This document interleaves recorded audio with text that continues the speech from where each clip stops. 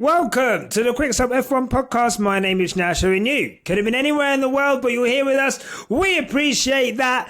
Joining me today is my favourite. Why are you my favourite? One of my favourite podcasters, one of my favourite sim racers, one of my favourite real racing drivers. To be fair, you're probably the only person I know that's raced cars professionally, but that doesn't make you not my favourite. Welcome to the show, Mr. Brad Philpot. Hello. Thank you for having me. I'm so happy to have you. I forgot to put the sound effects on. So 2 seconds whilst I give you some cheering. There. Awesome. We got there. We got there in the end. Oh my God. How's it going, Brad? It's good. I was just saying to you before the show, in the pre-show, that I feel really inadequate following Jay from Wolfpack last week. I was listening to that episode in the car, loving it, agreeing with everything, like cheering. And a guy that has that much charisma and, you know, and he sounds cool and American, and then I'm on the next week. Like, I just feel like the audience are getting a bit of a downgrade, but I'll do my very best.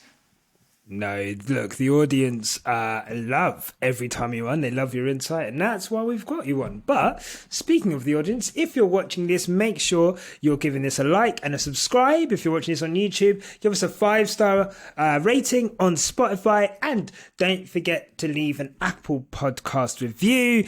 It all helps. And remember, we've got a Patreon, which has an ad-free stream and extra content, all for you. Link in the below. Brad. One, I would say you are here. The last time you were here was it before the season started? Maybe. Back when we were all like hopeful and we thought this could be a good year, and we'd suffered enough, but now it's going to be fine because this new car is the one, and then it wasn't the one. It's not the 1, the 2 or 3, but what are your thoughts on this season so far? I guess just from like a general spectacle of the sport. There's lots of chats about whether the regulations are working, I guess, depending on which stat you choose to pick up, whether it's the gap between Red Bull and everyone else, which, seems to be relatively bigger, or the gap between first to last, which seems to be smaller. So depending on how you cherry pick, how the season is going, some people are saying it's incredibly entertaining, some people are saying that it's not. What are your thoughts on that? I think this season proves that karma is not real. It proves that the good guys don't necessarily always come through to win. You don't get the rightful winners. It proves that all of our suffering over the last year and all of our hope was potentially a little bit misplaced, and maybe just we're going to turn into Ferrari, and next year will be our year, and we're going to be in that continued cycle. I hope that isn't the case. In terms of the rest of the spectacle, that isn't just the people I want to win. I mean, it kind of speaks for itself, doesn't it? Because Red Bull are just so far ahead, it's not even funny, and I'm just really struggling to keep my enthusiasm, knowing that we've got such a long season remaining, and I don't have much hope for a fight at the front, and I'm just trying to recalibrate how I see Formula One. I'm trying to enjoy it for everything apart from the win, which is a bit of a weird. It's a slightly different way to have to look at it. But yeah, the gap between the first and the second teams, whoever the second team might be on week to week, it's massive, isn't it? And it's going to stay massive for a while. It's huge. I mean, I don't know. I've kind of normally I miss F1, I'm not going to lie. And especially if we have I think we had a similar break last year where, we didn't have China, and I don't think they replaced it. And, there was like a bit of an extra gap. And normally I I miss the sport, but at this current moment in time, there's not much to look forward to kind of, going back. Like you say, if you're someone that focus on the battle at the front. And look, that's not a knock on Red Bull themselves. They've done an incredible job, and however you think they've done that job, cost cap and whatever, and cheating and not cheating, but I mean, I guess it is cheating, but the or whatever happened in 21, at the end of the day, as far as we know, that car is relatively legal, and they've done an incredible job. So there's not much you could do about that. So as a fan of the second or third fastest car, knowing that unless something significant happens to Red Bull, your chances of winning are pretty much zero.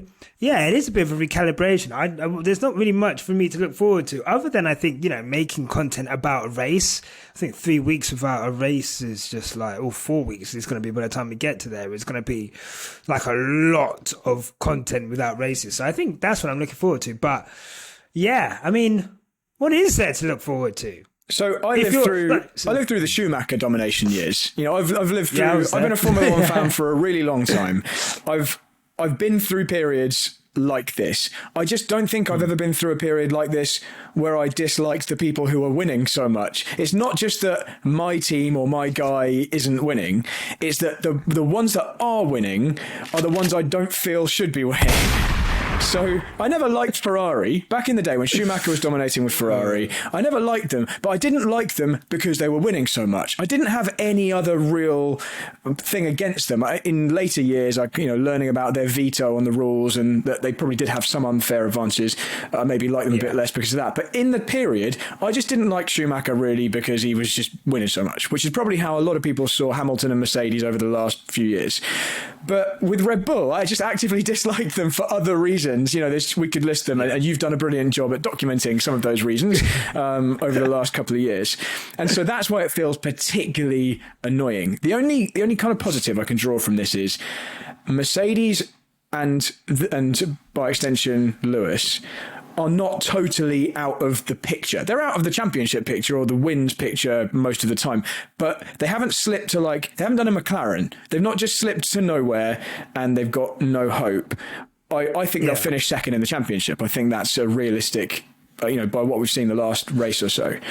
So there is some hope that they're going to be there or thereabouts. The only thing that sours that hope for me is, as much as I like George Russell, I think he's brilliant, I find him like an annoying fly buzzing around any potential success that Lewis might be able to nab.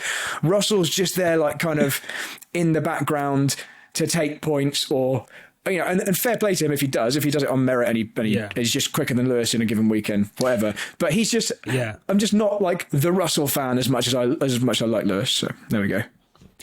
No, I mean, look, that's such a thing about this season, isn't it? That, I think the gloves are off on how people view George one way or the other. I think there's been enough evidence to suggest with George that he will always be rooting for number one. And, he is, whether that's self-preservation mode, wanting, he's got a 3-year contract. He's obviously going to want another one. And he wants to beat Lewis, obviously, because he's a racing driver. Why wouldn't he? Obviously, that is at odds with, having Lewis Hamilton in your team. So obviously Lewis is exactly the same. He wants to beat George. He wants to be top dog. Obviously, wants to remain as top dog in that team. So, I think that with the lack of how do I describe it? With the lack of with the lack of storyline at the front of the grid, I think it's gonna really be a massive thing. This battle between Lewis and George, and I think already the narratives are starting to be woven. Look, George is 3-0 up in qualifying. Some people are using that stat as look, he's dusting him, when Lewis is ahead in points in the championship, and some people would use that. So I guess it's going to be an interesting thing going forward. Yeah, I think with the lack of, like you say, the lack of Red Bull intra-team competition, because Perez had his little moment in the sun where he was nearly at the front of the championship. How long did that last? And that's unless some random weird stuff happens, that's long gone. So you're right, people are going to pick up on the other storylines, and a juicy one is for the people that want to see Lewis's downfall or are thinking that he's going to that he's just past it or whatever, they'll pick up on any negative in the George v Lewis battle. And for everyone else, it's just interesting because they're so damn close on pace. The qualifying battle from last year was just unbelievably close, which just goes to prove how good George is. I just wish, and just dredging up the past, I just wish George was there in 2021, where Lewis was super comfortable in the car and George would have probably been taking a second role, actually picking up the points that Bottas should have been picking up and taking away some. Then it wouldn't have mattered what happened at Abu Dhabi. But yeah, anyway. Not that I've got any residual pain still from that season. I mean, look, I've still got a lot of emotional damage from that season. I've got no regrets in saying that whatsoever. And you're right. And I think that's another reason. I mean, look, I didn't plan on talking about George and Lewis, but I think that's quite a good thing. Not quite a good thing. That is something that I was always kind of saying during 21 was like, Valtteri Bottas is not good enough for this role. And if he was good enough for this role, would be going into Abu Dhabi, Max Verstappen would have significantly less points. Now, the other argument some would say is, well, he might have taken points off Lewis, and then does it almost counteract if a team has one person at the front and you have two? Are they not going to take points off each other? So maybe there's that. Yeah, I just think in that season you were in a point where Mercedes, the car was really really good. Hamilton was very comfortable in the car, and I think George coming into that team, it would have very much been Lewis's team. Lewis is on top. By the time George got his feet, although having said that, George did nearly win the race the previous year, but Lewis wasn't in that race, so he nearly beat Bottas. He didn't nearly beat an informed Hamilton. So I think it would have been just the right side. I think he would have been just far enough behind for that year that he's taking points off Verstappen, not off of Lewis, and then maybe then he would be on a level playing field by last year. Anyway, whatever. Maybes that didn't happen, but yeah. Positives for this year. It'll be exciting. It'll be an interesting fight, and I'm looking forward to that much. Yeah, I think no doubt Lewis and George are going to have a really good battle. I'm not one of those people that just thinks that George is rubbish. Clearly George is really good. I do think Lewis is going to shade him over the course of the season. The qualifying thing is a surprise, but I think there's reasons for that. But we will see going forward how it goes. Speaking of Lewis took some time out this weekend, ballied up, looking like he was either going to rob a bank or he was very cold. And he went and saw Nick at British Touring Cars. Nick, who actually posted one of his best results. His actual best result. So congratulations. I think he was 7th. I think he was 6th. I think he was 6th in the end. There you go.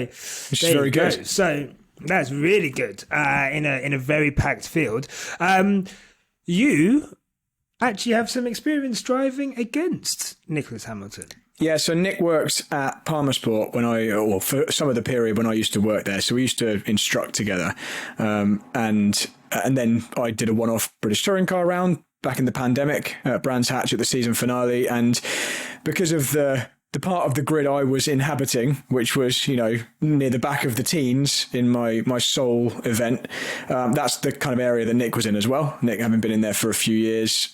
We were both in less desirable teams, and we ended up just in all 3 races sharing the same bit of track, and I was always one of us ahead of the other one. I think he had a spin in just one of the races, but apart from that we were always swapping positions. So yeah, it's I'm not close personal friends with Nick, but I've known him for a long time, and I'm really, really pleased that he that he got that good position. I didn't see the race actually, but it's just nice that like the one race Lewis has rocked up to, because he wouldn't normally have time because Lewis does a lot of racing himself. Nick got his best result, and yeah, the photos were quite funny. Lewis is standing in the crowd on a rainy bank at Donington, just like in the general admission, not in a VIP section, just on the bank with everyone else, all in a big coat, snuggled up. No one would have any idea it was him.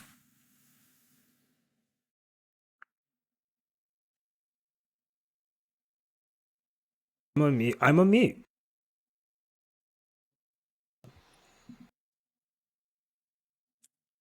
Hold on.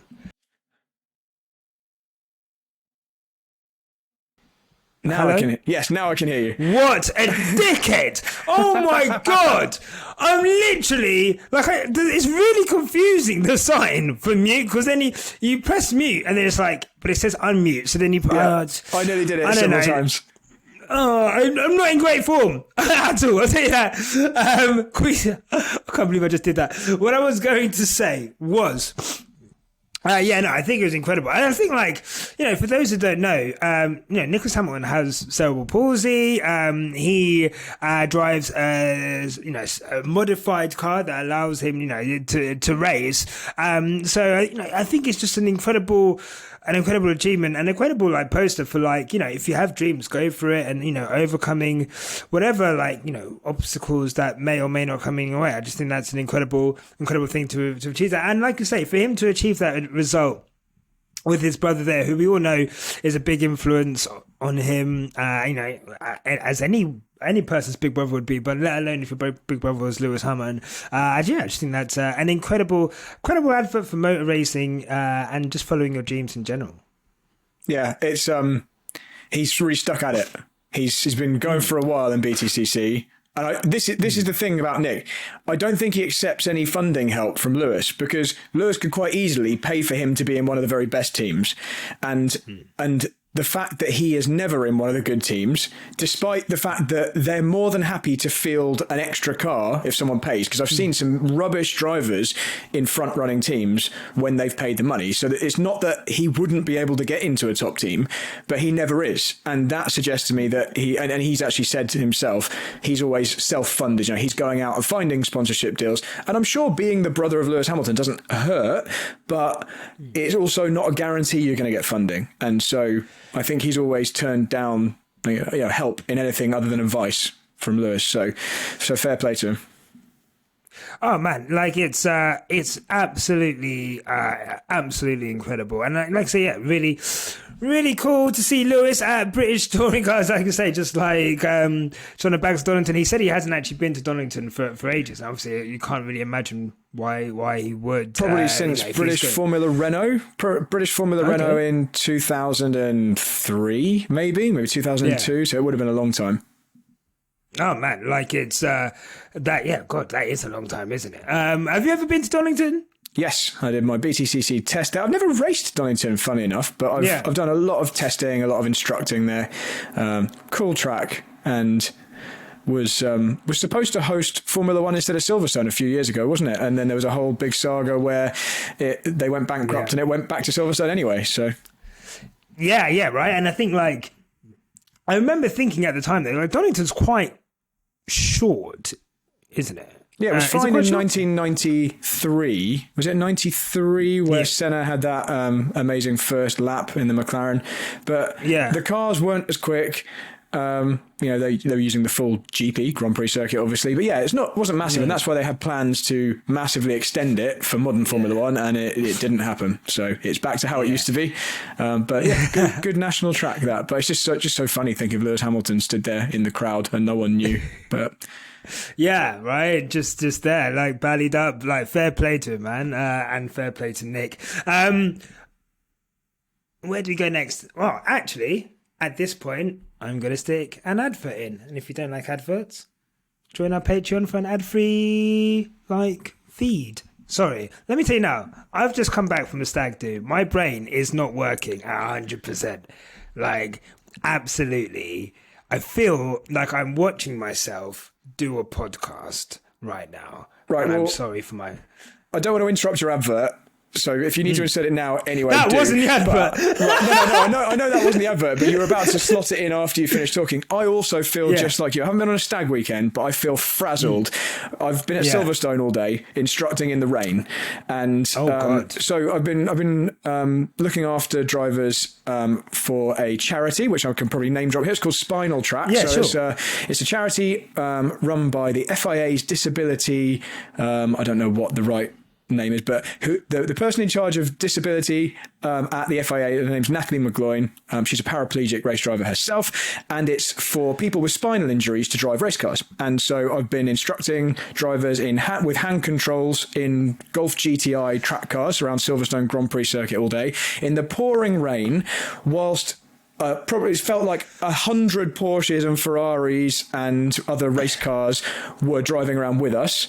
And I've just been doing my best to keep us out of the barriers all day. And I feel very, very frazzled. In fact, some of my drivers were excellent. But yeah, so I feel similar to you, although not because of probably the same reasons as you. Yeah, mine is very self-induced, whilst yours is, I feel like, I would be slightly frazzled by that, to be honest. Quite a lot of responsibility, and also like a lovely thing. And what I'll do is stick a Spinal Track link down below if you want to check out Spinal Track and everything they do, of course. Here's an advert.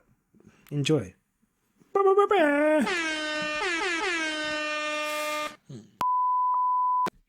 Righty-ho.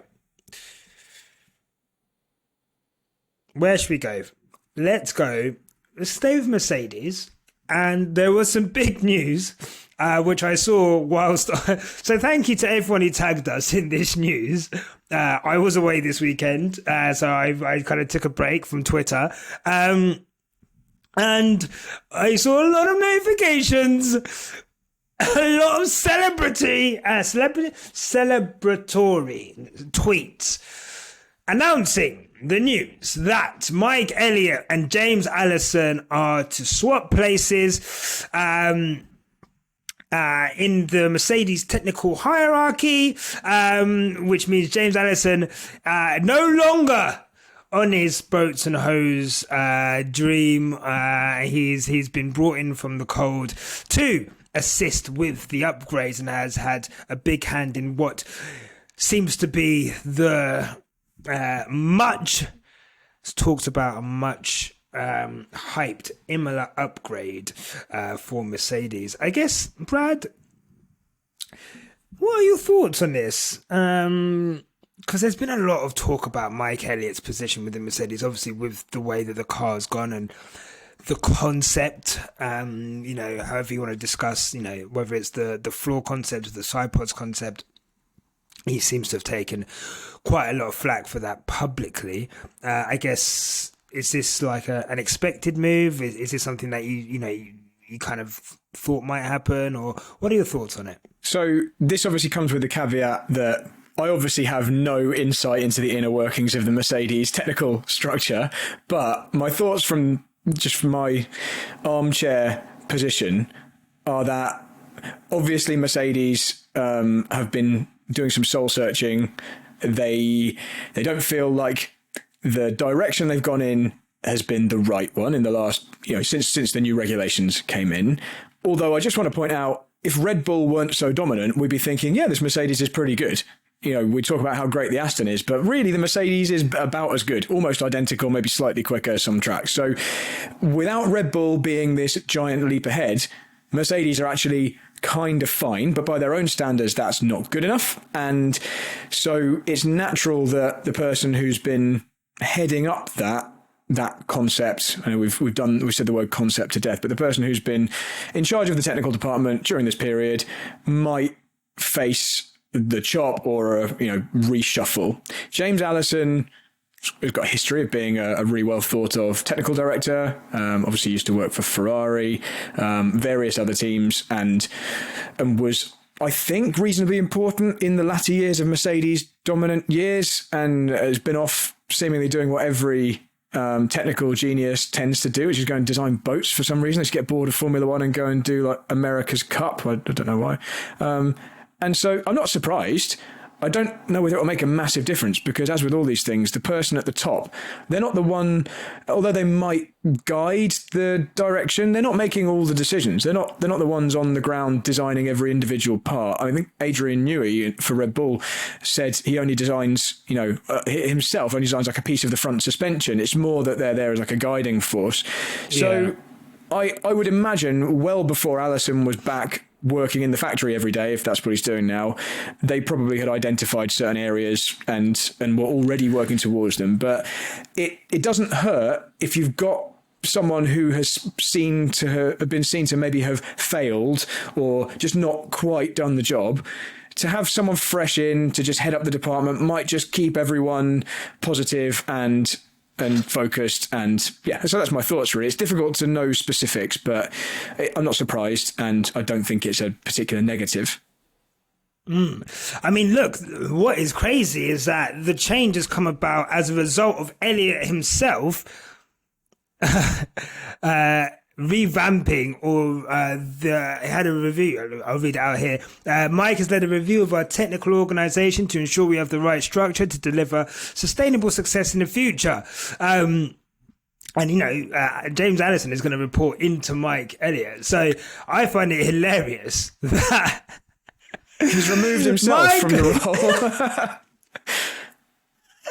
My guy's removed himself from the role, given himself a promotion, and then put the person he replaced on.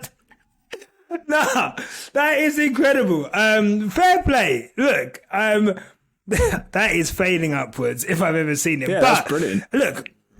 Look, I think we'd all do that. Like, if I could give myself a promotion, maybe give myself less work, put the guy that I replaced back underneath me and have them report to me as their boss, then look, there's not many better ways to get yourself out of failing at your job. And look, my thoughts on this. I think, I like you say, like, the problem is the car comparatively to last year. I mean, we feel like we've gone backwards. The Red Bull has gone forwards like considerably, so it's almost hard to really figure out what particularly is wrong. And even from the first race to the last race that we had, there seems to be, obviously you never know with track dependent things, and obviously in Australia is a bit of a different circuit to other circuits, but there does seem to have been some progress. And although we were never going to win in Australia, which is, if looking at how the race went and the speed differentials and all of that, it's not, it's not as much of a clusterfuck in that team as, say, Ferrari, but those are the standards set by Mercedes, and those are the standards set by Lewis Hamilton. And I think it's probably the most proactive thing I've seen Mercedes do since designing the W13, I guess, and trying to be fun-footed and trying to kind of, be a forward-thinking organisation. But we'll see. I guess the proof is in the pudding. James Allison wanted to step back. 2 seconds, someone's calling me. I can't answer. James Allison wanted to step back.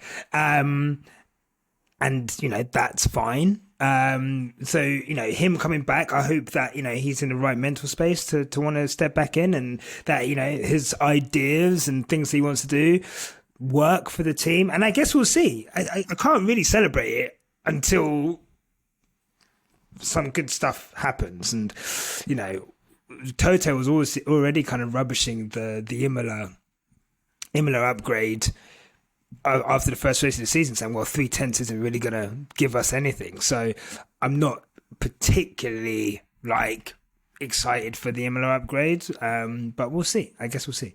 Yeah, I don't know quite how much of that Imola upgrade was just already set in stone, before we even got to the first race. They're already working towards that direction based on the current concept. But whatever. If they do have a current concept 3/10 upgrade, and they just bolt that on, and it just makes this current version of the car a bit better. It's not a bad thing, and I think it's good that they've thrown their weight behind a drastic change to make up the big step to Red Bull, and that's their kind of.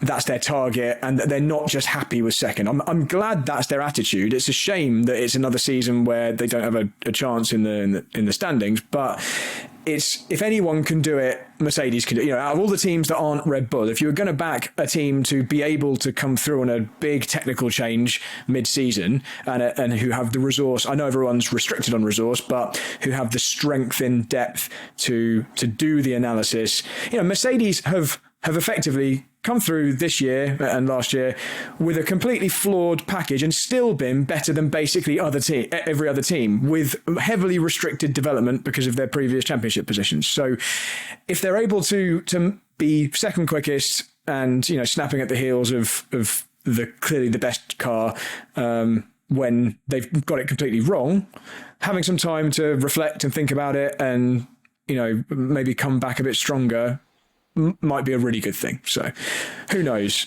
but it could be great. So yeah, I think that's it. Glass half full, right? It could be great. I think it could be a good thing. It could be something that turns into a really good thing for the team and a really good positive influence on the team. I think, look, there's something about a nice pair of old comfortable shoes, right? They tried something new. It's not worked. Let's bring someone back who knows the team well. Let's bring someone back who knows the cars well, the drivers well. And maybe just that bit of confidence that can give, like you said, to the rest of the team. If there is like a technical, as a chief technical officer, if James is going to be overseeing a bunch of people whose confidence might be down right now, whose departments have got a lot of shit over the last year and 3 months or however long the season's been, and I just think there's nothing wrong with trying that, and we all know James is, like I say, very influential in Mercedes. And I'm choosing to look at it glass half full. I mean, with the way that they're saying that we need to make some drastic changes to it, it'll be interesting how much of that we see next season or how much is kind of put into next season. That's the one part I'm not too sure about. Yeah, I mean, I don't know whether we're going to see any visual changes soon, but yeah.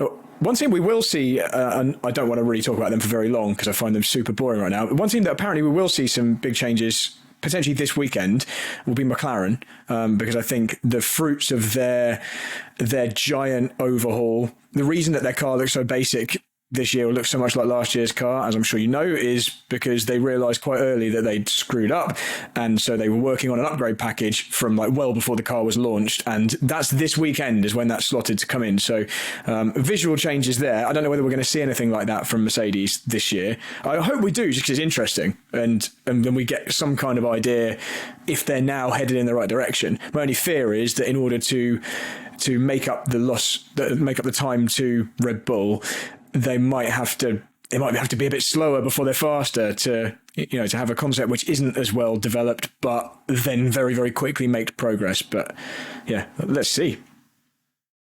Yeah, let's see. I mean, that was interesting. I mean, we can touch on McLaren really quickly.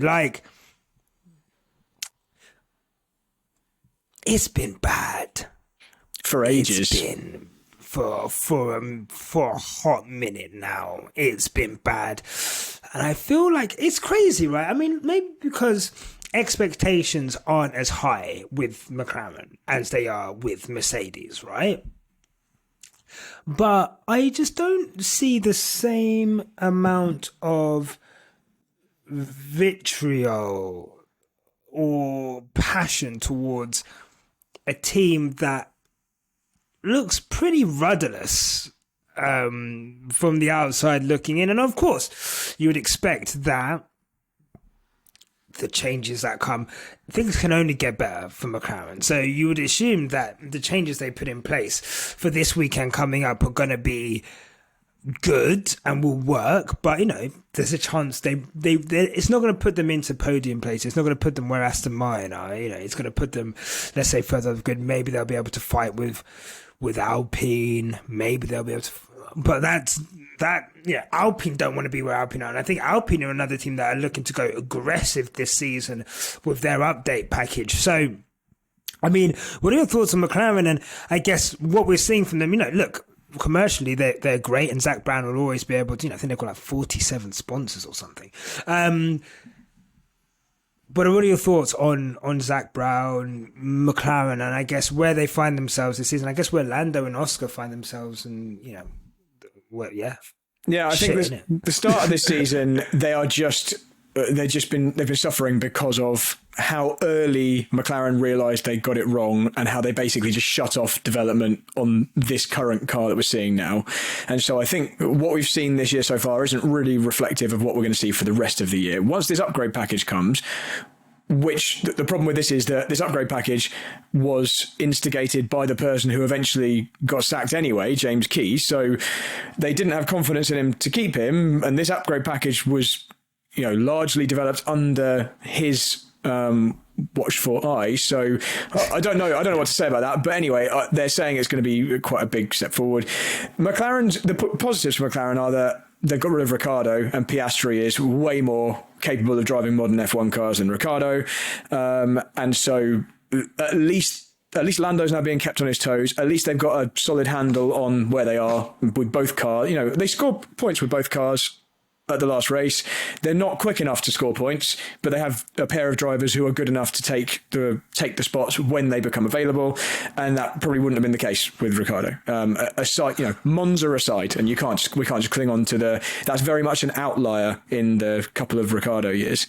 McLaren were looking kind of all right up until the Ricciardo first season. Lando was getting so many podiums, and it was like they were on the exact correct trajectory, and it just stalled, and they've fallen back to earth massively. So I think maybe throwing all their eggs in the James Key basket, maybe he just wasn't quite as good as they thought he was, anyway, they need to do something, but maybe McLaren will end up being like a Williams, where they just kind of fizzle out.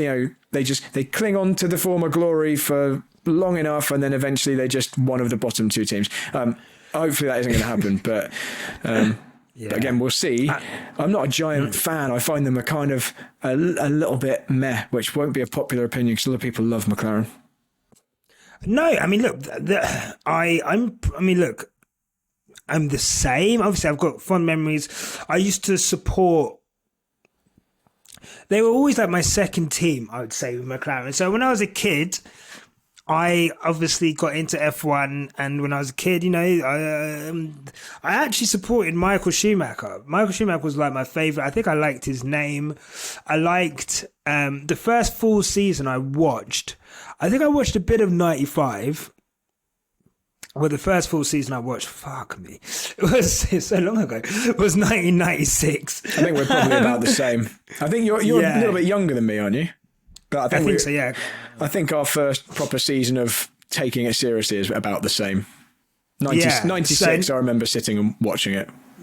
Yeah, watching every race. I remember staying up. I do remember staying up for Australia. And I remember all waking up for Australia, probably not staying up, but probably waking up for Australia. It felt like a very adult thing when you're a kid. I felt like I was up on my own. It's still quite dark, maybe. You're in your room, you're in the living room downstairs on your own, watching this thing. None of my parents liked sport of any kind either. So it was always a bit of... I'm just derailing you here, right? Just because of what you just spoke about there. Australian Grand Prix, getting up or staying up in the middle of the night, or normally waking up because it's super early. Waking up. That is one of my favourite things to do. Cup of tea, peanut butter on toast on the sofa, just with a duvet. And I didn't get that this year because I was in Texas during the Australian Grand Prix. So I had this really weird experience of it was just on late at night. It was not prime time, but what time was it was on midnight. So it wasn't too late. I didn't have to go to bed first. It was just I stayed up and it was on, and so that was a real weird experience. Anyway, sorry, I've derailed you. Carry on. You were saying your favourite driver was Schumacher. Yeah, my favorite driver was no, that's fine. I didn't get that experience. Well, I didn't get that experience either because I went on the last lap show and they fed us the Serrano and Coke, and I watched it, and then subsequently pissed off all of their fans, which I'm not sorry for. I saw something about that, but yeah. No, look, sorry, Tomo. I love you. Your listeners are pricks. So we had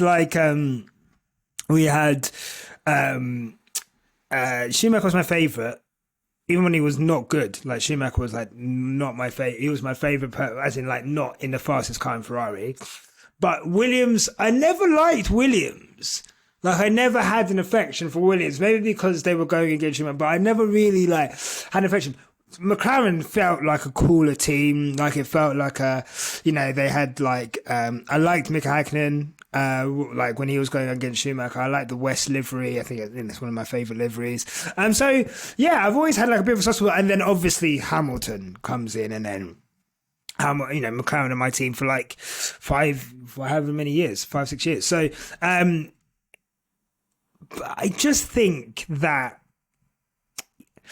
a part of them died when Ron Dennis left, for better or for worse. And I think that kind of like that independent spirit that they had. Obviously, they're owned by, I want to say, the Bahrain International Group. So, that is that. But yeah, I just find, and I find their social very try hard. Like it's very forced, and I think they tried to force it with Daniel Ricciardo, and they thought, wow, we're going to have Daniel Ricciardo and Lando Norris. This is going to be banter central, and banter central it was not. It was two of the most awkward years of teammates I think I've ever seen. It was more awkward than Lewis and Nico, and those two hated each other. I think it was awkward because of the failed Ricciardo project. Like if Ricciardo had turned up and performed as they expected him to, and he was, near Norris or just, occasionally ahead, whatever, they should have been roughly equal. But I would have expected them to be roughly equal. And they just were not. It was so one-sided, it was embarrassing. And that's why it just didn't work, because what can Ricciardo do if he's trying his hardest and he's just not as quick for whatever reason? It's just there for everyone to see. And you saw in all I think the Drive to Survive picture of it with all the Norris interviews where he was like, I don't feel sorry for him. Like that, this is just how it is. He's just not doing well enough. I think that's probably quite an accurate reflection of how the mood was behind the scenes. And I think McLaren were just a bit surprised and taken aback by how crap Ricciardo did, basically. And yeah, that's it. So I think the project could have gone well, but yeah.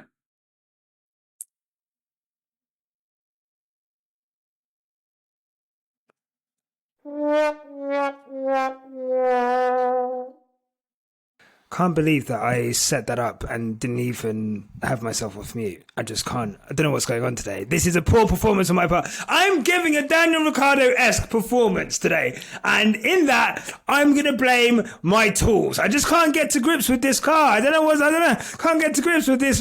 I'm sorry.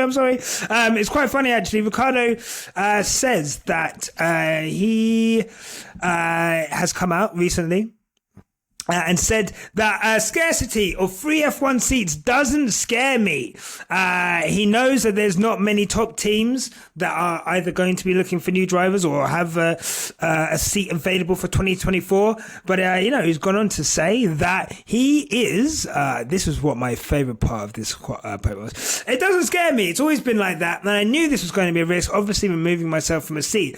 But I think it's clear what I don't want. I don't want just any seat next year. I don't want to start from zero and kind of build my F1 career from scratch. It's not coming from an arrogant. Unfortunately, Daniel, sorry to interrupt you, Daniel. You've had a bad couple of seasons and your reputation's in the toilet. So well, you need to suck it up and go to Haas when you had the chance and not demand the however many million you're demanding. Because if you genuinely think you are as good as you think you are, you'll beat Magnussen convincingly, and then you'll look great, and then you'll have your chance at a top team again, and people will think, well, maybe the McLaren thing was just, there was something weird and he didn't get on with that car. But as it stands, you've removed yourself from the equation, having had 2 really bad years, and all anyone's going to remember is that you left with your tail between your legs because no one in a decent team wanted to put you in their car. You know, even Alpine had the option and they took Gasly. You know, he wasn't wanted by anyone. When you've been in that position, you have to rebuild yourself. So it's not, I don't appreciate that attitude from you, Daniel, because you don't just have an entitlement to a top team. You haven't done the job. You get the entitlement to be in the top team by doing a good job recently. It doesn't matter how good you were in the past. Loads of drivers were good in the past. Like, you know, stick Damon Hill back in the car or something. You know, do you know what I mean? Like, it's how good you are right now. And so, yeah. Anyway. Sorry, ran over. No. Honestly, like, Daniel, I don't know who you think you are, buddy. You're not that guy. You're not that guy. And I just think that he is really, I don't know. I found him, I mean, sometimes, you know, Tandy talks about it sometimes, like, you need to be deluded. You know, we need to be deluded about, you know, the F1 season right now, and let's just enjoy whatever we're getting out of this season instead of like thinking too seriously about what could have been, what isn't, this, that, and the other. But Daniel Ricciardo, I don't know where you think you're going to go. Like, you know, I don't think Red Bull are going to cut Checo's contract short unless there's a major bust up or a major fall off. And in all honesty, you know, if anyone deserves to go into that seat based on form, it's Yuki Tsunoda. You know, if you're going to have him in your junior team for 3 seasons, and then he comes in and beats the guy that everyone expects to be beating him, and, you know, he's a Formula E champion, F2 champion, you know, all of the works. I would be surprised. I mean, I wouldn't be surprised, but I would, you know, it would be. It's already a bad indictment on their junior program that they're having to get Nick de Vries in, and they're having to get Checo in. You know, which if that was one thing about Red Bull which you could not knock, was their junior driver program. Like it's provided so many drivers on the grid, past and present, and I liked the fact that they always gave youth a chance. Having said that, I just don't understand Daniel Ricciardo, a product of that. Like you say, like, look at Hulkenberg. Hulkenberg has pretty much restored his F1 reputation in 3 races simply by beating Kevin Magnussen. And like I said, like, it's weird in Haas. You don't really know who is good or who is bad. Like, Schumacher beat Mazepin with all Schumacher's alright, and then Magnussen beat Schumacher with him Magnussen's alright, and then Hulkenberg beats Magnussen, and now it's, you know, like, what is the standard of driver in that car and team? But all you had to go in there was he could have beaten Kevin Magnussen very easily, restored his reputation, hung around the paddock, and then, you know, who knows? But the thing that's is, how it works. That's what you're supposed to do. Unless you don't back yourself, unless you're worried that you're not going to be able to do that. It's not like the past where, you know, in 10 years ago, 5 years ago, maybe, if you weren't super young and having instant success, I think this is part of the Verstappen effect. If you didn't just come in and you were amazing immediately, then you were out. That isn't Formula One now. Experience is valued more. So Ricciardo has time. He's not one of the very oldest. He's not one of the youngest, but he's got enough years. If Hamilton's got enough years, and if Alonso's still going, then Ricciardo's got enough years left that he could have done that rebuilding phase, and that would have been, I think, more sensible. I think just sucking it up for a year, beating Magnussen, unless you don't back yourself. And I just worry that it was more of he was so bruised by just how much of a trouncing he got. It wasn't just like, on balance, Norris was quicker, or like 60% quicker. It was like 95% of the time Norris was convincingly quicker. Not even like, it wasn't just that he was ahead, he was like quite far ahead, further than you should be. So, you know, Ricciardo was considering being 1/10 off of Norris as a big success in a weekend. So this is why I think he didn't back himself. I think if he was confident, he would have gone in and smashed Magnussen or whoever, wherever he ended up going, if he went to a different lower team, Williams, whatever. I think he would have done it, because that would have restored your reputation. and you've in 3 years' time take little steps and you're back up and you're back in the shop window. You know, Perez got himself in a Red Bull. I was going to say that's that. If anyone's the example of that, it's Perez, right? It doesn't work out at McLaren. You go to other teams, you know, was he at Force India that whole time? Yeah. So he's at Force India / Racing Point. You know, they kick him out for Sebastian Vettel, and you know, he ends up, because of his solid experience and race results and being able to, you know, it's almost being able to nick podiums or good points finishes. Look at Alex Albon in the Williams right now, absolutely restoring a reputation that was bad by a move to a team that didn't work out. And then you go from there, you know, and I'm sure, you know, whether Alex Albon will ever go to a top team again, that's up for debate. And maybe, you know, maybe he's found a home for himself at Williams where he'll be able to grow with the team. But going out of the sport completely is crazy. Yeah, you don't rebuild a reputation like that. Although I think he's just hoping people forget about it. I think he's hoping he goes away and all people remember is the successful years. But yeah, I just don't think it's the way. Anyway. Yeah, I've made my Ricciardo feelings pretty clear. And that's fine. And look, me and Daniel, we cannot blame our tools. So, you know, I take full responsibility for carrying on talking whilst I'm on mute. So, one other thing that I wanted to discuss today was... I don't know, actually. I don't even know how much. So there's rumours that the big rumour in the paddock. No, I'm joking. But before we get to that, there's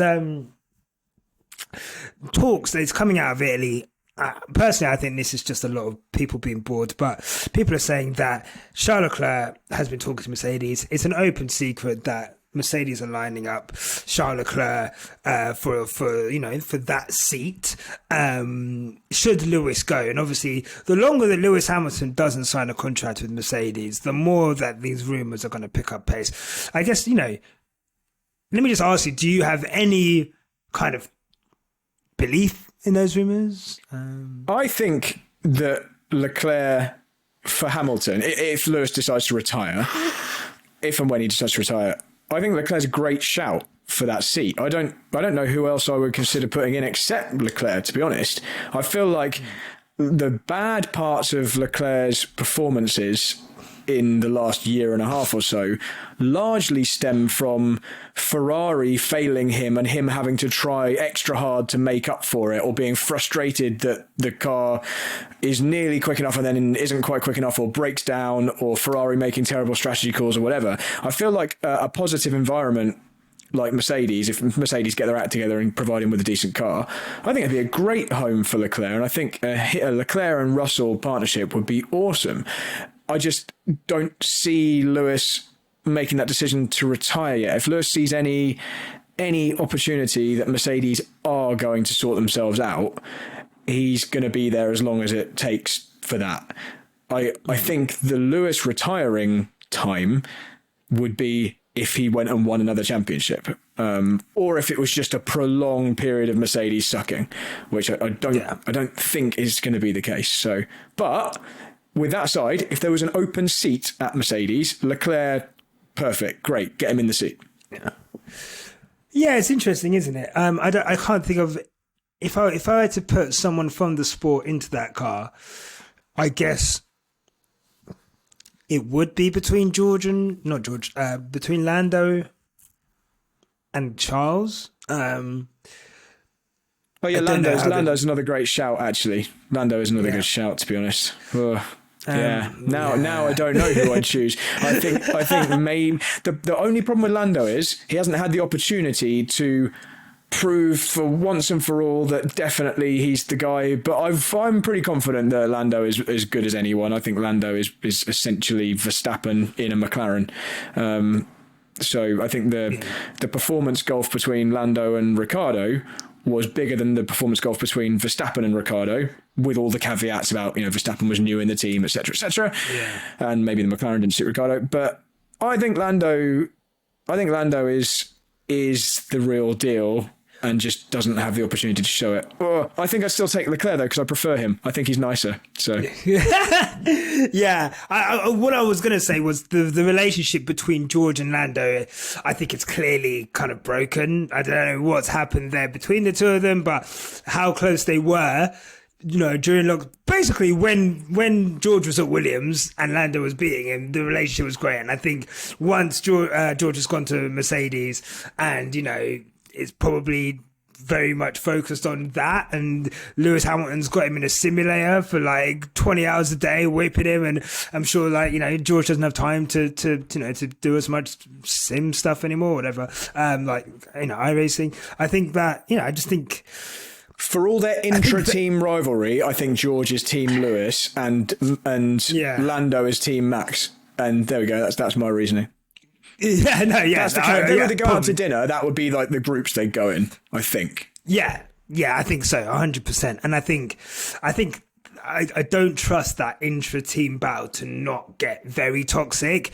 I don't think Lando handled the Daniel Ricciardo situation incredibly well, if I'm going to be honest, in terms of his little comments and his remarks. But also, I guess if you're pounding your teammate, I don't care about whether he's suffering or not. That's not my problem. But I don't think politically, Mercedes is a lot more political than McLaren. And, George is almost struggling right now with saying the right thing at the right time. But he's PR 63. So I don't know how Lando will take that. I think Charles, look, I would like to see Charles at Mercedes. I think Charles would be my choice. I think Charles is quick. I don't think there's any doubt about that. And I don't understand when people he does make mistakes, 100%. He has made mistakes. And like I say, some of that could be overdriving and some of that is the team. But if we're talking about just genuine pace, pedigree, race wins, I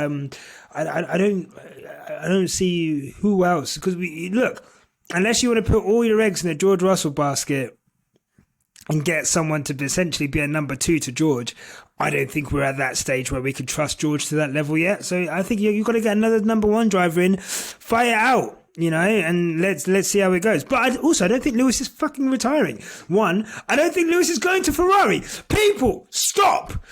Stop this now. It is crazy that they keep peddling the Lewis to Ferrari rumours when he keeps coming out and saying it's Mercedes or nothing.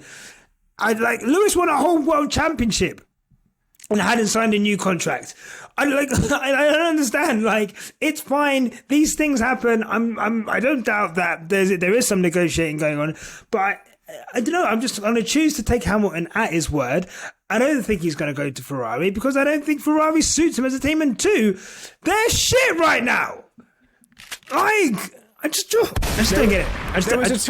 There was a time where Lewis to Ferrari might have been realistic, but not now. Ferrari just repeatedly demonstrate that they are not up to the task of being a championship contender. They've dropped the ball so many times, and who in their right mind, given the choice, even just for a change, and because Ferrari are a big, impressive name, who would go there based on their form over the last few years? The best thing I can say about Ferrari over the last few years is they nearly made a good car last year.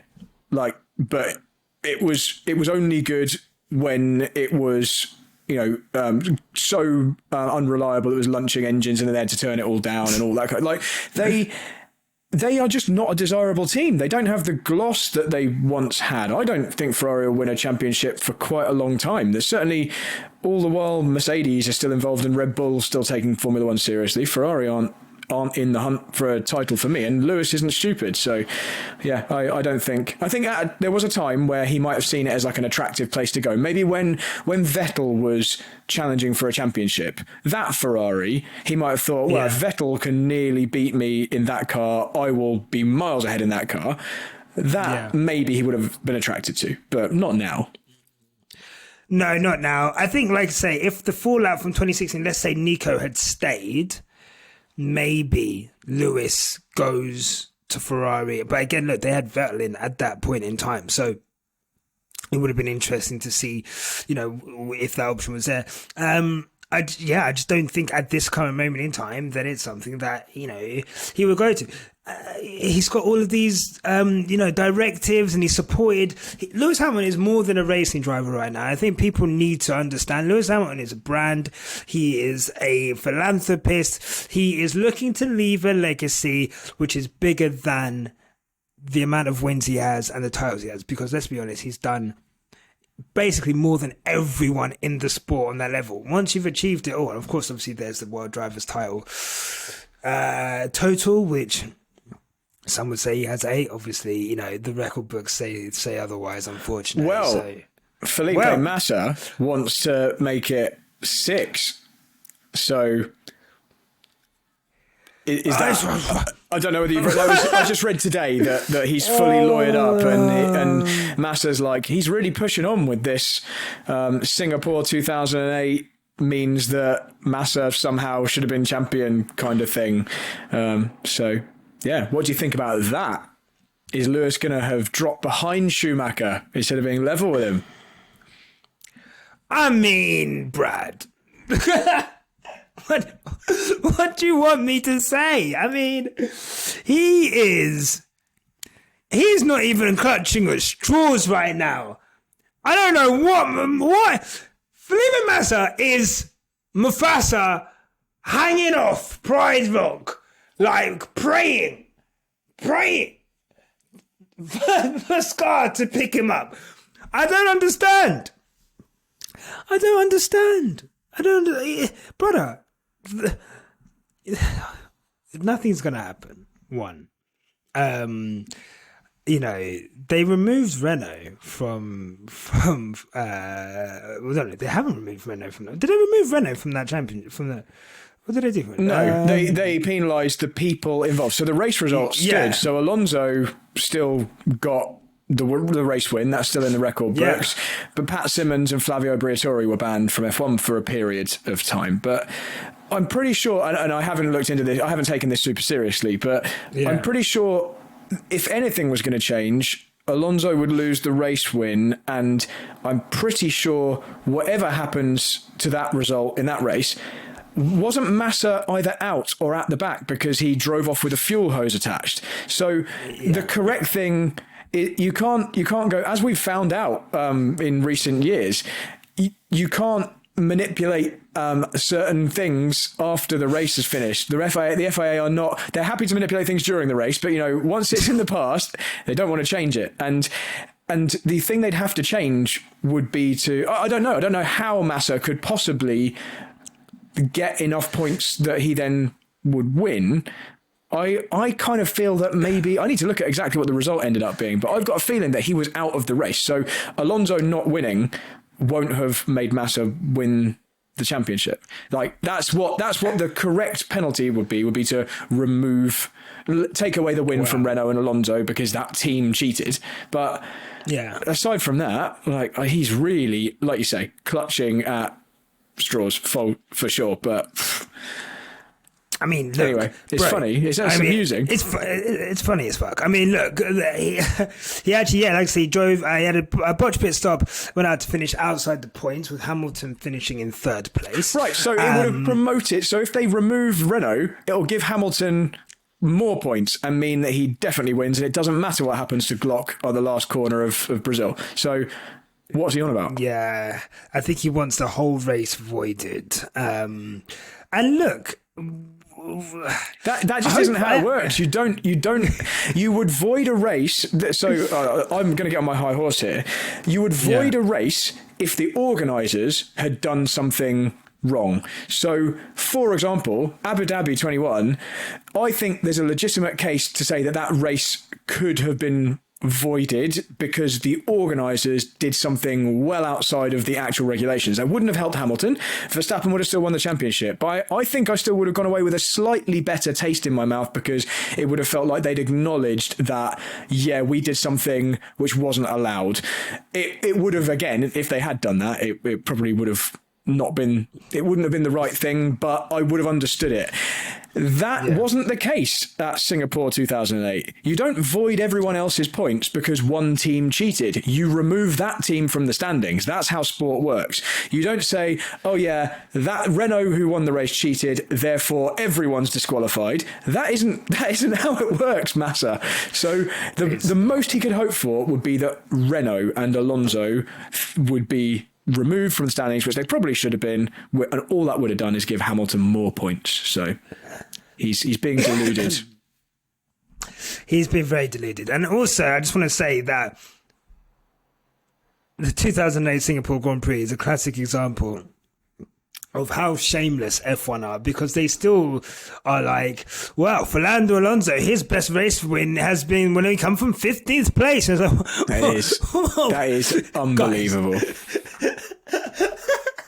Guys, any other sport would be looking to bury that. And this sport is so shameless. They'll sell mugs of Abu Dhabi in their F1 museum. They will. Was that an official F1 mug? Was that really sold by F1? I never really quite got to the bottom of that. It was. That's crazy. It was in their museum. I thought maybe it was like a fan created, Etsy mug. Wow. Okay. Yeah, that is shameless. So an F1 personnel bought it. Anyway, that's neither here nor there. So I think, I mean, look, Felipe, baby, I love you. You're a lovely personality. I love every time that you are on TV. I've got so much respect for you as a driver, everything you've overcome. Buddy, you need to hang it up. What I will say is this, though.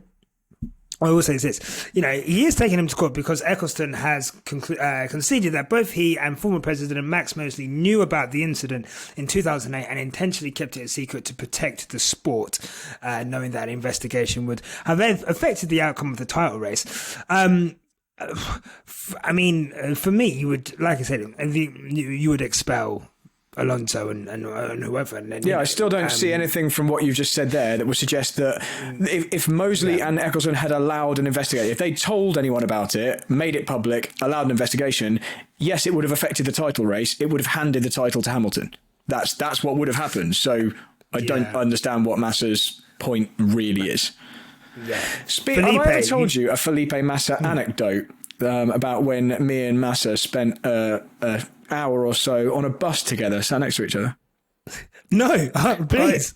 I'm going to have to be careful how I say this so I don't get sued. Okay. Because wealthy people might not like it. Okay.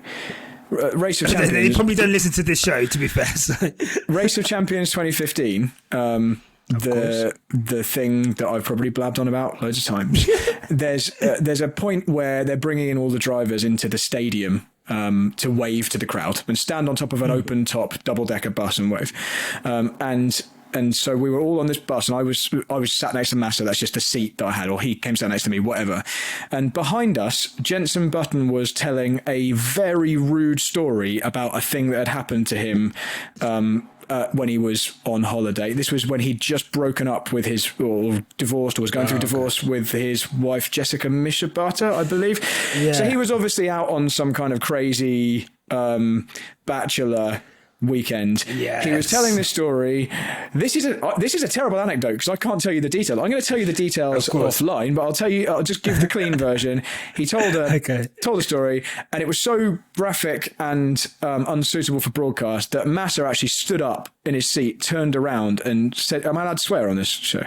Yeah, sure. Turned around and just looked at Jensen and said, what the fuck are you talking about, mate? Like, Massa was like, really, like...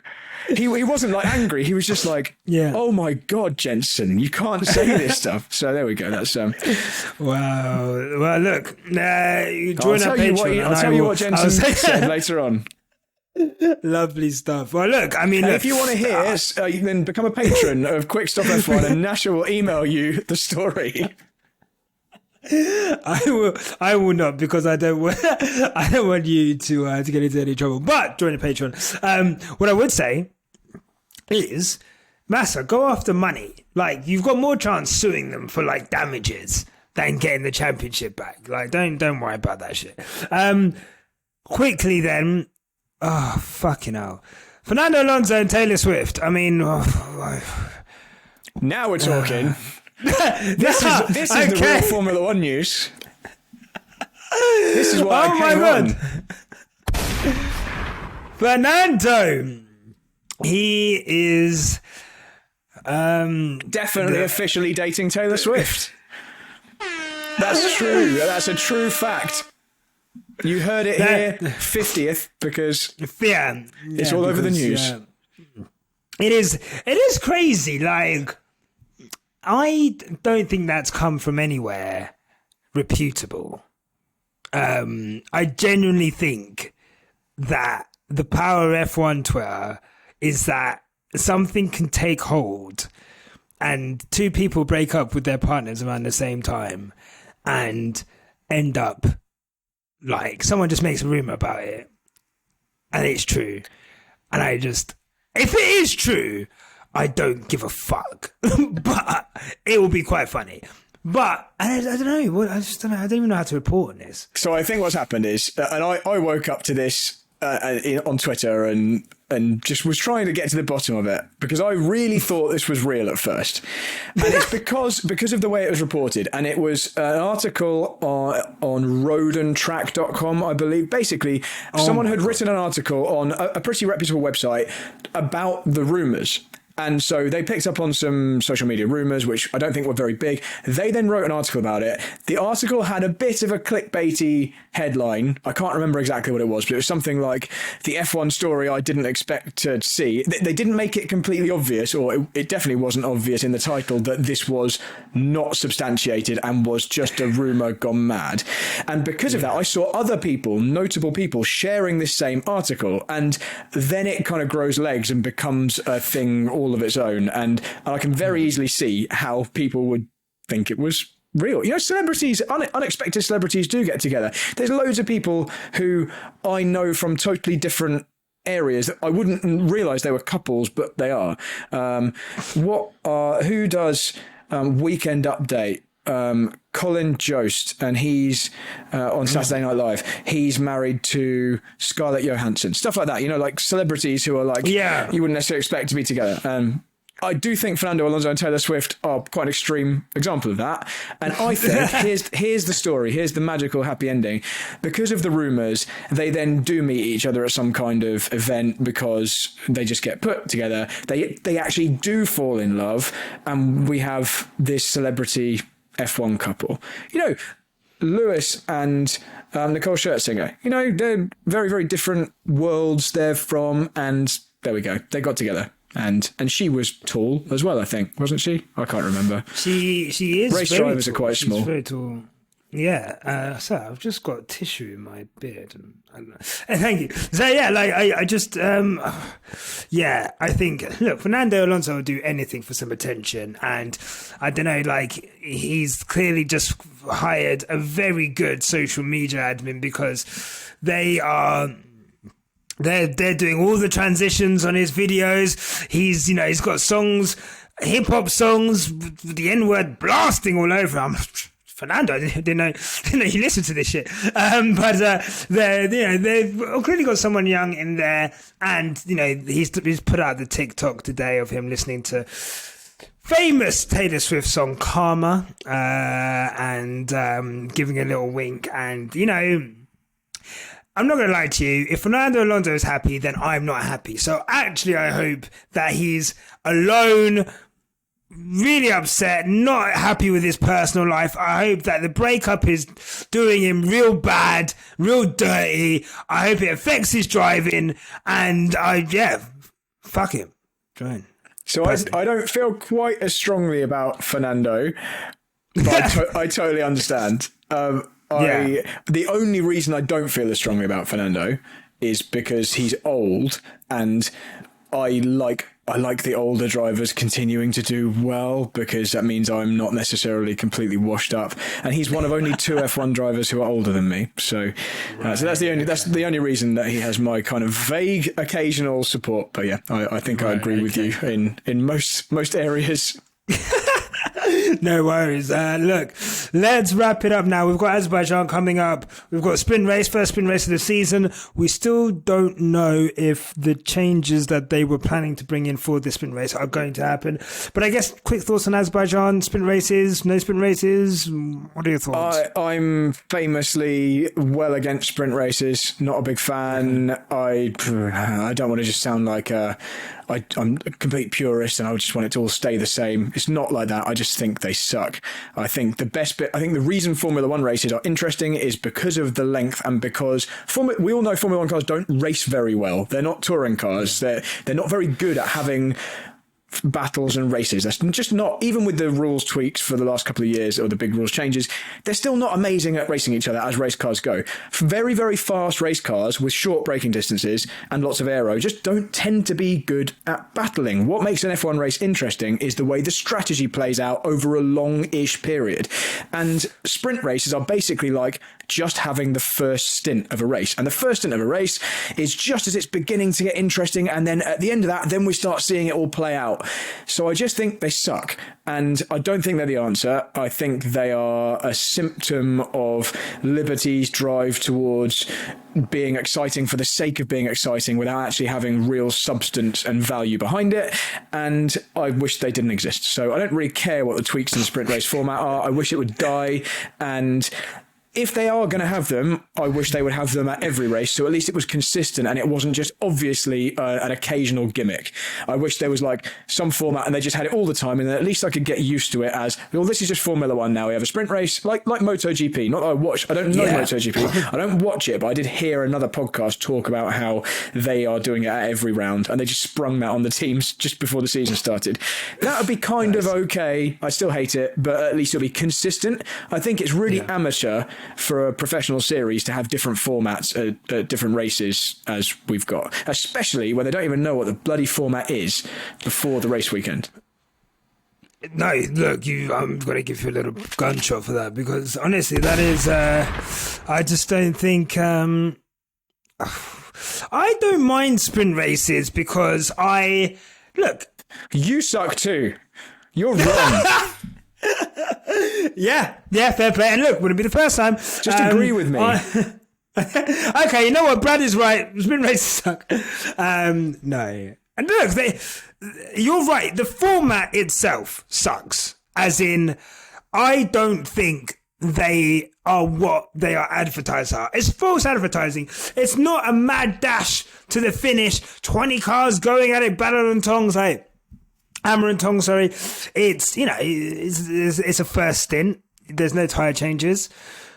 Once the first corner is done, then you don't even have the added benefit of strategy to kind of help the race keep alive. And it's too much risk involved. And I think that's what they were looking at, having it as an isolated thing.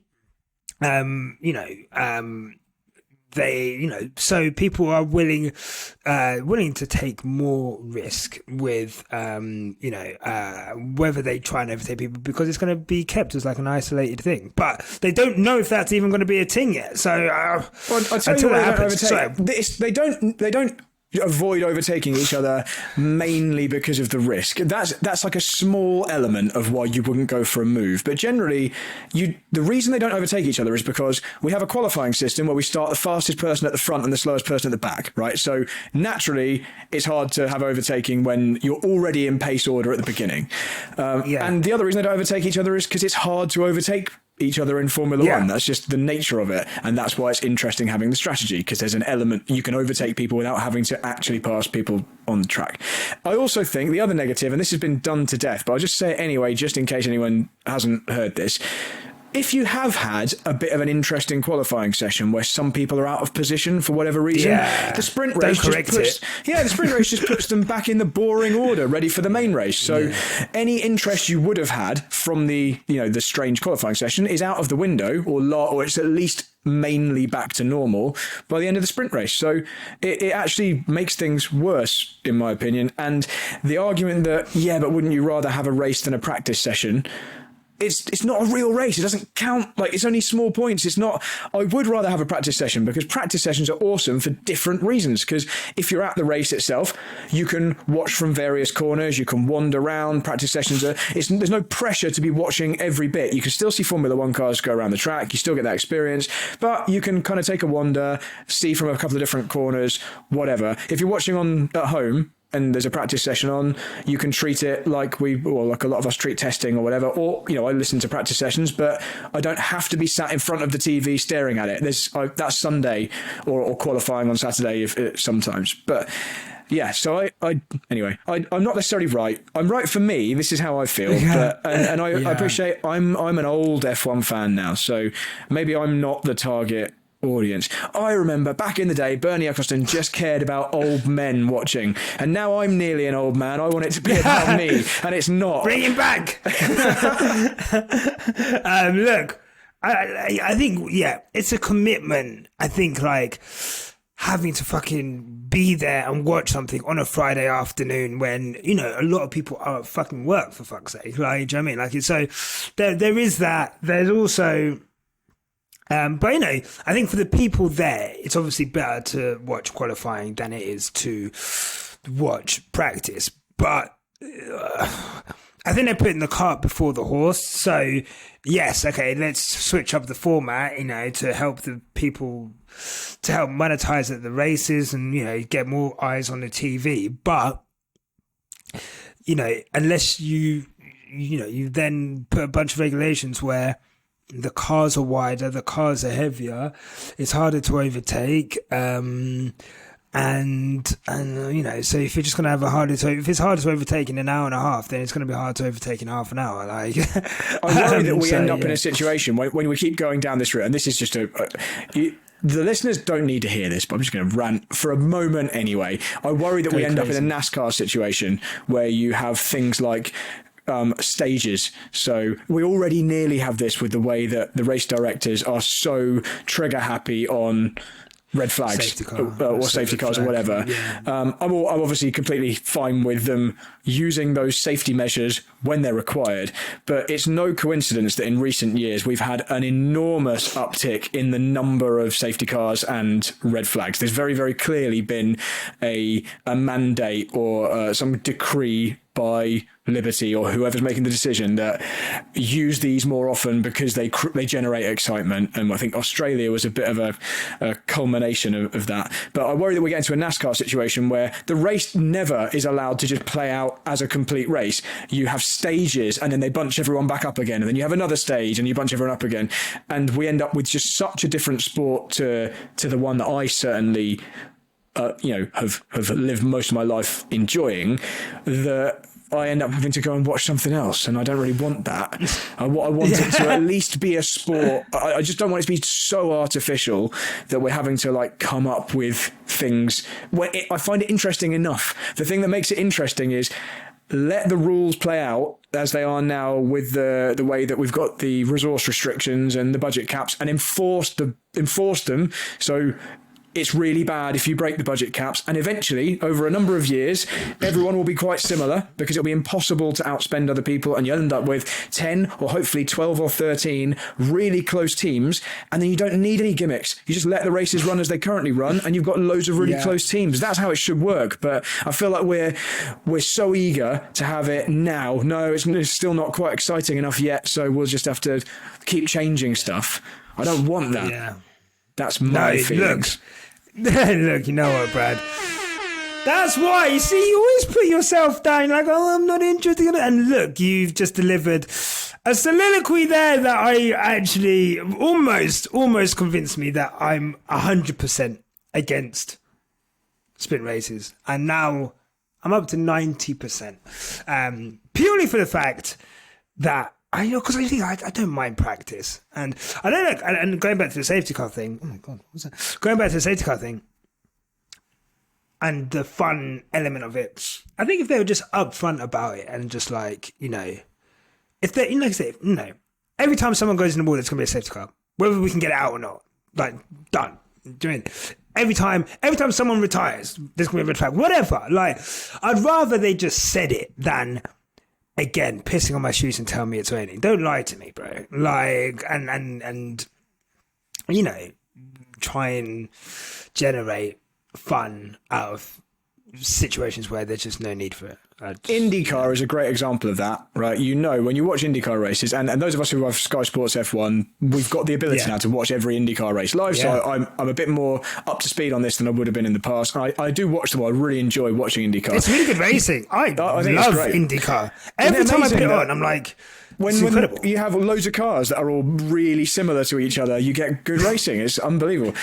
So you know that any time there is a bit of debris or anything that could potentially cause a safety car, it will definitely be a safety car. And the teams take that into account with their strategy. But what we have in Formula One is it's quite an inconsistent application of it. You sometimes will think, well, this is definitely a safety car, and it's not. And other times you're like, well, that doesn't need a safety car, and this suddenly is. If it was just every time, then the teams could at least... Okay, it does sometimes unfairly disadvantages certain people and advantages others. You end up with IndyCar, Marcus Ericsson winning a bunch of races that he might not have, probably shouldn't have done. But the teams have an opportunity to build that into their strategy. At the last race in IndyCar, you could see teams are making a conscious decision. We're risking it by staying out longer, because if there's a safety car, we're screwed. But yeah, you just don't know in Formula One what could be completely the right decision. Basically all the time, it gets completely ruined by a yellow flag that actually turns into a safety car, and it probably shouldn't have been. So yeah, I agree with you. Just be open about it. You know, if we're just going to do it to bunch up the field all the time because that's what we need for the entertainment, then tell us that every yellow flag is now a safety car. Yeah, exactly, right. Or, you know, because look what happened in Australia with George. I think they said that the debris on the gravel and stuff on the track and the need to fix the wall, I believe, were the reasons for it. But yeah, one of them I think maybe you could have justified. Maybe the Albon, was it Albon where he damaged the barrier? That's the Albon one, whatever. But when there's like loads of them, it becomes pretty clear what's going on. Yeah, it's ridiculous. We're not that stupid. And the Formula One drivers themselves, enough of them said over the radio, this doesn't need to be a red flag, or words to that effect, that we're all cleverer than that. We are all cleverer than that. And I think that's a good place to end it. I'm not going to lie to you. I think we've done a good show. I think I'm going to go get myself a lovely gin and tonic. I've been very jealous of you sipping on that. But before we go, where can people find you? Okay, so people can find me mainly on Twitter, although it's dying, isn't it? It's going to die. The thing that I've worked for ages to get followers on, I'm going to have to go find something different. But yeah, we'll be back to MySpace. Follow me on Twitter at Bradley Philpot.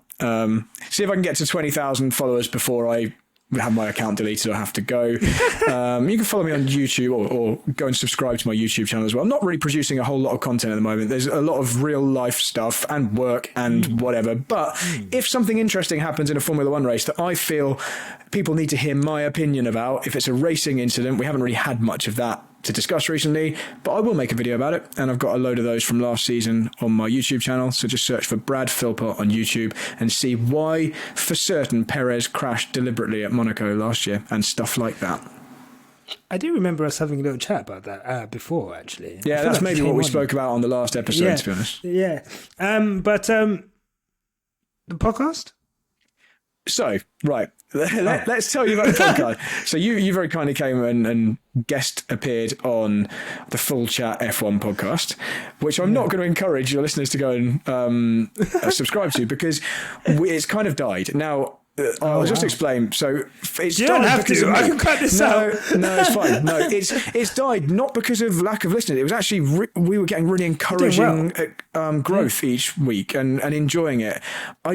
As predicted, unfortunately, Spanners was right. Spanners from Missed Apex told me that we would have pod fade from lack of squad depth, because it was just me and my friend Alex Van Gene, and we have had pod fade entirely because of me. It was too much work each week to make it happen and be a standard that I was happy with, and so I kind of called it. And so yeah, sorry to everyone who came and listened, but yeah, Full Chat I think is dead. There's too many other good F1 podcasts as well, like Quick Stop F1. So listen to Quick Stop instead. You are. That's why you're here. Thank you so much. No, look, I could go. Look, I got exhausted last season, trying to keep the podcast going and do all the extra other stuff, and even this season, it's been hard. So I can totally understand any creator who, unfortunately feels the bite of having, you have your job and you have the things that you do, and then you have this passion that you have and you want to put time into that, but then, you got to put time into the rest of your life as well. And, something's got to give at some point, and, I think it's not always the thing you don't want. At the point it becomes a real chore, at the point you're like having to force yourself to do it because it's another job on your list, it's not going to be as good as you want it to be. Yeah. You need to be loving it for it to be good. And the things that I do, I really enjoy and I love. So I want to do stuff that doesn't feel like a chore. Like going to see Quick Stop live in London. Fuck me, I'm an idiot. Have I not even mentioned that yet? Oh my God. We're doing a live show. There's still some tickets left. Not many, but there's still tickets left. We're watching Brazil 21. And then there's going to be a live podcast afterwards. It's at Everyman Cinema in Broadgate. It is a gorgeous venue. There's going to be free popcorn for everyone, free drink for everyone, soft drink, alcoholic drink, whatever you want. And obviously the live podcast afterwards, and there's going to be loads of people there who, some of your favourite content creators are going to be there, just as guests or as patrons, and it's really appreciated. So thank you to everyone who supported. We've already sold more tickets than we sold for our last events, and now it's a matter of trying to sell out this cinema. So that's the plan, and come and see us, and thank you for getting a ticket. It's really appreciated. I'm really looking forward to it. I'm going to be sat on a double sofa snuggled up next to Alex Van Gien, and we're going to enjoy it. That's awesome, man. That's really cool. And you watch F1 on your sofa at home, so we thought, why not bring like a classic race to a cinema, which basically you're sat on a sofa. So yeah, I'm really looking forward to it, man. I'm really looking forward to it. But yeah, thank you for buying a ticket. And thank you for coming on the show. Let me just give you a cheer. What a guy. What a guy. Such a pleasure. And thank you. Yeah. Anything else before? No, just thanks for having me on. I'm not just blowing smoke. Like I'm a genuine fan of the show, so it always feels like a real privilege to. I feel like I listen to some podcasts where if you're a real big patron, they occasionally invite a listener on to just be kind of part of the show, and I feel like that. I'm like, oh yay, I'm not a patron of Quick Stop, but I feel like I get like the little special treat of sometimes coming on and taking part. And so thank you for having me on. No, look, I'm a fan of yours. We could just, go all night. I'm a fan of yours and love the content you make. I always back when I used to listen to other F1 podcasts and I had the time to, I used to really love your segments on. Everyone in the chat's writing, get a room at this point. Yeah. But no, I appreciate you coming on. Always appreciate your insight. And I appreciate you guys at home. Thank you for watching another episode of Quick Stop F1. Make sure you're following us on all social media platforms, giving us a 5-star rating on Spotify. The aim this season is to get to 500 5-star ratings on Spotify. We are currently on, I think, 400 and something. We're on 420. Blaze it up. So please help us to get to 500. That's the target. Maybe we'll do some kind of giveaway when we get there. And yeah, we'll be back on Friday with an Azerbaijan GP race preview, and we're back with a qualifying review as well at the weekend. Make sure that you're tuned in. Let us know what you thought of this episode, and remember, no matter what life throws at you, keep it on the black stuff. Did you want to say it? I wasn't sure if you were asking me to say it. I was like, oh, right. Wait, I need to unmute. I know what he wants me to say, but I don't know if I'm supposed to say that. Am I even allowed to say that? You can say keep it on the black stuff, yeah. I don't think it's appropriate. I was like, oh, actually, is it appropriate? Maybe not. Actually, yeah, very good thing that you did it. Remember, no matter what I say to you, keep it on the black stuff. Take care, guys. Until next time. Look, mate, if you've got this far, clearly you like what we do. So here's a link to subscribe to the Quickstop F1 family. Give that a click. And here's another link to some more cool on our channel. Sorry, cool stuff. And remember, no matter what happens, keep it on the black stuff. Click the stuff. Click the links. Click the links. Click the links. There. They're there.